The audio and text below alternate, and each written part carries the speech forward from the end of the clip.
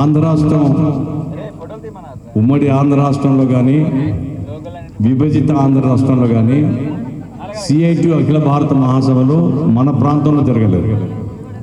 హైదరాబాద్లో మన రాజధాని, ఆ రోజు ఉమ్మడి రాష్ట్రానికి హైదరాబాద్లో సిఐటి ఆల్ ఇండియా మహాసభలు జరిగాయి, కానీ మన ప్రాంతంలో సిఐటి ఆల్ ఇండియా మహాసభలు జరపలేదు.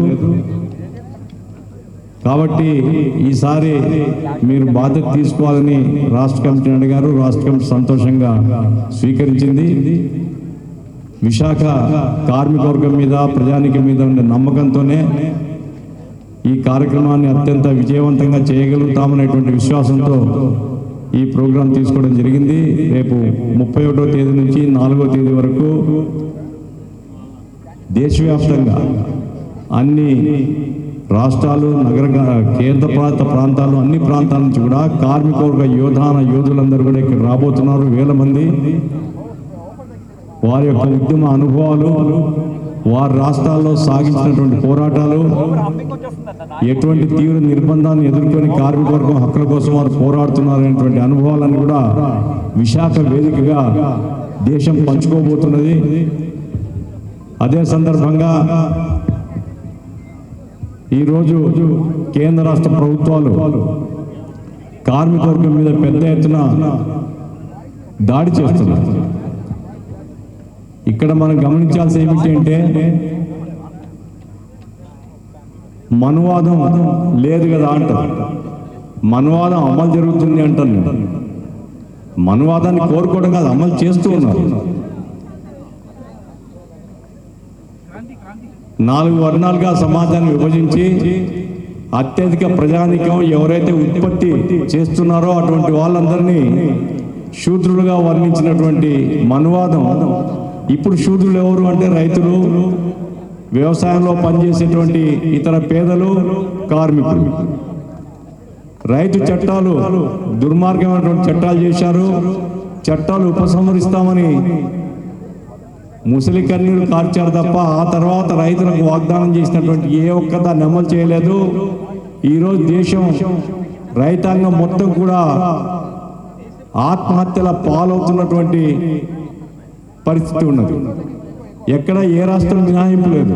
అత్యంత అభివృద్ధి చెందినటువంటి, వ్యవసాయం అభివృద్ధి చెందిన పంజాబ్ రాష్ట్రంతో సహా వెనుకబడ్డ ప్రాంతాలన్నింటిలో కూడా రైతుల యొక్క వ్యవసాయం చాలా సంక్షోభంలో పడింది. గిట్టుబాటు ధరలు లేవు.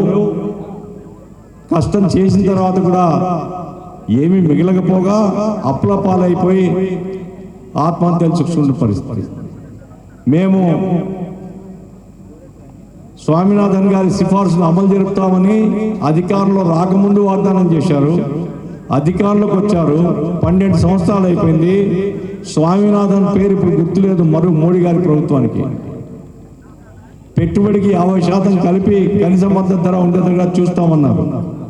నిజంగా ఆ ఫార్ములా అమలు జరిపితే ఎంతో కొంత రైతులకు ఆత్మవిశ్వాసం ఏర్పడుతుంది, కనీసం ఆత్మహత్యలు ఆగుతాయి. కానీ మోడీ ప్రభుత్వం అందుకు సిద్ధంగా లేదు. కాబట్టి వ్యవసాయం మొత్తాన్ని అదానీ, అంబానీలకు అప్పజెప్పాలా, వ్యవసాయ ఉత్పత్తుల యొక్క మార్కెట్ అంతా వాళ్ళ చేతుల్లో పెట్టాలనేటువంటి ప్రయత్నం చేశారు ఆ రోజు. కాబట్టి మార్కెట్ యార్డులను రద్దు చేశారు. నేరుగా రైతుల దగ్గర నుంచి వ్యవసాయ ఉత్పత్తులు కొనుక్కోవడానికి కార్పొరేట్లకు అవకాశం కల్పించారు. రైతులు తీవ్రంగా 1 సంవత్సర కాలం పాటు 600 మంది రైతులు చనిపోయిన రోడ్ల మీదే ఉండి చలిలో, వానలో, ఎండలో అన్నింటిలో కూడా తీవ్రమైనటువంటి ప్రతిఘటన రైతులు చేశారు. కాబట్టి ఆ చట్టాలు రద్దయినాయి. కానీ ఒక్క రాయితీ కూడా వాళ్ళకు కేంద్ర ప్రభుత్వం ఇవ్వడం లేదు. ఈ మధ్యనే నిన్న ఒక 3-4 రోజుల కిందట VBG రామ్జీ అనే పేరుతో బిల్లు పాస్ చేసినారు. ఏమిటి VBG రామ్జీ బిల్లు అంటే, గతంలో యునైటెడ్ ఫ్రంట్ గవర్నమెంట్ ఉన్నప్పుడు దేశంలోని వామపక్షాలన్నీ కలిసి, అభ్యుదయ శక్తులన్నీ కలిసి కేంద్ర ప్రభుత్వం ఒత్తిడి తెచ్చాయి.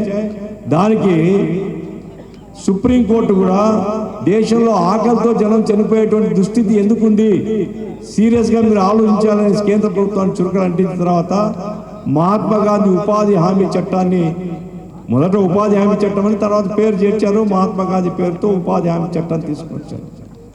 సంవత్సరానికి 100 రోజులు పని గ్యారెంటీ ఇస్తామన్నారు. ఇప్పుడు ఆ చట్టాన్ని రద్దు చేసి జీ రామ్జీ పేరుతో గాంధీ మహాత్ముని లేకుండా చేసిన ఒక పని అయితే, నేను అదే సజెస్ట్ చేశాను సెక్రటరీకి, పంచాయతీ సెక్రటరీకి, అయ్యా మీరు సజెస్ట్ చేయండి స్టేట్ గవర్నమెంట్ తరఫున జీ రామ్జీ కాదు ఎన్ రామ్జీ పెట్టుకోండి అని. ఎన్ రామ్జీ అంటే అర్థమవుతుంది మీకు, నాథురామ్ గాడ్సే. గాంధీని తొలగించండి, గాడ్సేను పూజించండి, ఇది ప్రభుత్వం యొక్క నినాదం. ఈరోజు ఏం చెప్తున్నారంటే రాష్ట్ర ప్రభుత్వాలు 40% పెట్టుకోవాలా, 40% రాష్ట్ర ప్రభుత్వాలు పెట్టుకోకపోతే మేము సహాయం చేయము. ఇది కేంద్రం యొక్క కండిషన్. ఏ రాష్ట్ర ప్రభుత్వం కూడా పేదల కోసం 40% ఖర్చు పెట్టడానికి సిద్ధంగా లేదు. కాబట్టి ఆచరణ జరిగేది ఏమంటే ఉపాధి హామీ చట్టం గాలిలో వెళ్ళిపోతుంది. పేరు చట్టం ఉంటుంది, ఉపాధి లేనటువంటి గ్రామీణ పేదలకు ఎలాంటి గ్యారెంటీ ఉండదు. ఇది రెండవ దాడి మనం చూస్తున్నాం వ్యవసాయం మీద. కార్మిక వర్గం మీద ఇంతకుముందు మన వాళ్ళు మంచి పాట పాడినారు. మొత్తం కార్మిక చట్టాలను రద్దు చేసి 4 లేబర్ కోడ్లు తీసుకుని వచ్చారు. లేబర్ కోడ్లు ఏమిటి అంటే గత చట్టాల్లో బ్రిటిష్ హయాం నుంచి పోరాడి సాధించిన చట్టాలు, ఎవరో దయాదాక్షిణించినట్టు కాదు, బ్రిటిష్ హయాం నుంచి పోరాడి సాధించిన చట్టాల్లో ఉండేటువంటి సారాంశాన్ని తొలగించి, సానుకూల అంశాలను తొలగించి పేరుకు చట్టం ఉంటుంది, దాని నుంచి ప్రయోజనం మాత్రం కార్మికులకు ఉండదు. పని గంటలు పెంచుకోవచ్చు, అధికారం ఇచ్చేశారు యజమానులకు. వేతనం, కనీస వేతనం నేషనల్ ఆవరేజ్ మినిమం అంట, ఆవరేజ్ మినిమం వేజ్ అనేటువంటిది ఈరోజు కేంద్ర ప్రభుత్వం యొక్క లెక్క ఏమిటి, 7,000 రూపాయలు, 7,635 ఎంత ఉంది. 7,635 రూపాయలతో కార్మికుడు బతకగలుగుతాడా? ఇది గ్యారంటీ కేంద్ర ప్రభుత్వం ఇస్తున్నది ఈ చట్టంలో. అంటే ఓ రకంగా బానిసత్వంలో కార్మిక వర్గం నెట్టివేయబడుతున్నది. అంటే శూద్రులు ఎవరైతే ఉత్పత్తి శక్తులు ఉన్నారో వ్యవసాయంలో కానీ పరిశ్రమలో కానీ అటువంటి వాళ్ళందరిందో ఈరోజు ఎలాంటి హక్కులు లేకుండా, ఎలాంటి గ్యారెంటీలు లేకుండా బానిసలుగా మగ్గేటువంటి వాతావరణం భారతదేశంలో ఏర్పడింది అనేటువంటిది మనం గమనించినప్పుడు దీన్ని మనవాదంగా ఏ వాదం అంటాం మనం? కాబట్టే పైకి తీయటి మాటలు, లోపల నయవంచన. విశాఖపట్నం పౌరులందరికీ తెలిసి ఉంటుంది. ఓ పొగిడి పొగిడి అలసిపోతున్నారు ఇక్కడ ఉన్నటువంటి కూటమి ప్రభుత్వం వాళ్ళు. అట్లాగే భారతీయ జనతా పార్టీ వాళ్ళు ఏమిటంటే 11,000 కోట్ల రూపాయలు ఇస్తున్నారు ఉక్కు ఫ్యాక్టరీకి, ఇంకేమి ఇవ్వాలా అని.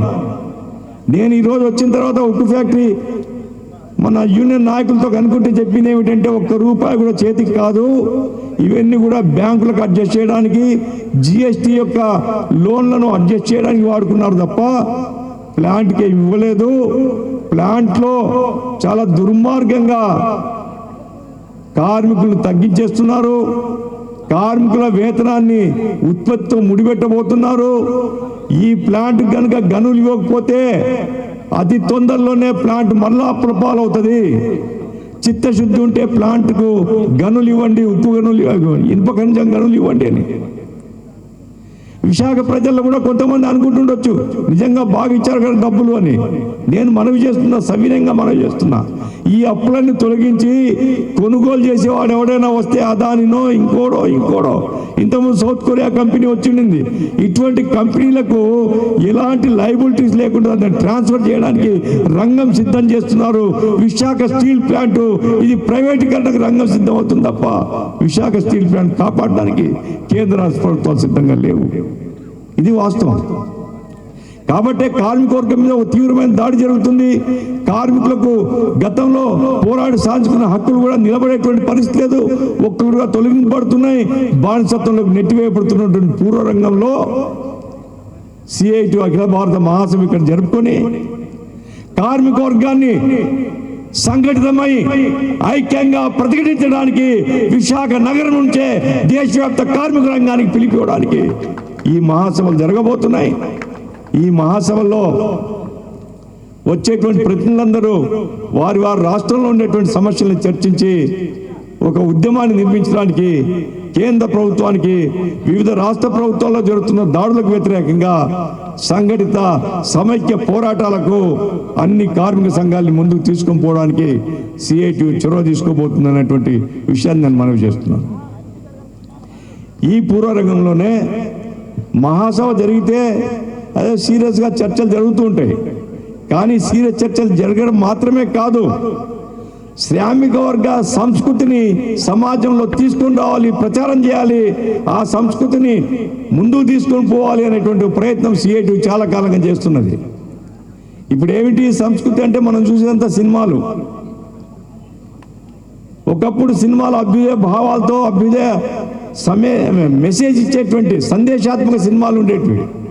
ఈరోజు అవన్నీ పోయినాయి. డబ్బులు డబ్బులు డబ్బులు, రేట్లు పెంచుకోవడం, డబ్బులు కొల్లగొట్టుకోవడం. ఇది శ్రామికుల గురించి, శ్రామిక జీవనాన్ని గురించి, గ్రామీణ ప్రజల యొక్క సమస్యల మీద పాటలు కానీ ఆట పాట ఏమి కనుమరుగైనటువంటి పరిస్థితి. అందుకోసమే శ్రామిక వర్గ సంస్కృతి ఆట పాట డబ్బు కోసం కాదు, ప్రజల్ని చైతన్యవంతం చేయడం కోసం, ప్రజల్ని కదిలించడం కోసం ఒక కొత్త సంస్కృతికి ఊపిరి పోయాలి, కళాకారుల్ని ప్రజల నుంచి వెలిగితీయాలి, ఆ రకంగా అభ్యుదయ కళల్ని ముందుకు తీసుకొని పోవాలి. వర్గ పోరాటాలు చేస్తున్నప్పుడు ఆ పోరాటాలకు మద్దతుగా ఈ కళాకారులందరూ ప్రజల్లో పోయి ప్రచారం చేసేటువంటి, యుద్ధం పోతూ ఉంటాం, యుద్ధ భేరీ కోసం ప్రత్యేక ఏర్పాటు ఉంటుంది. యుద్ధ భేరీ ఒక ఆవేశాన్ని తీసుకుని వస్తుంది. మనం చేసే రాబోయేటువంటి యుద్ధంలో మన తరఫున బోరి మోగించాలంటే మన కళాకారులు ఉండాలా, మన కోసం తప్పించే వాళ్ళు ఉన్నారా, మన కష్టాల్ని, మన యొక్క ఉద్యమాల్ని ప్రజల్లో ప్రచారం చేసేటువంటి ఆ కళావేదికల్ని మనం సృష్టించుకోవాలని సిఐటియు భావిస్తుంది.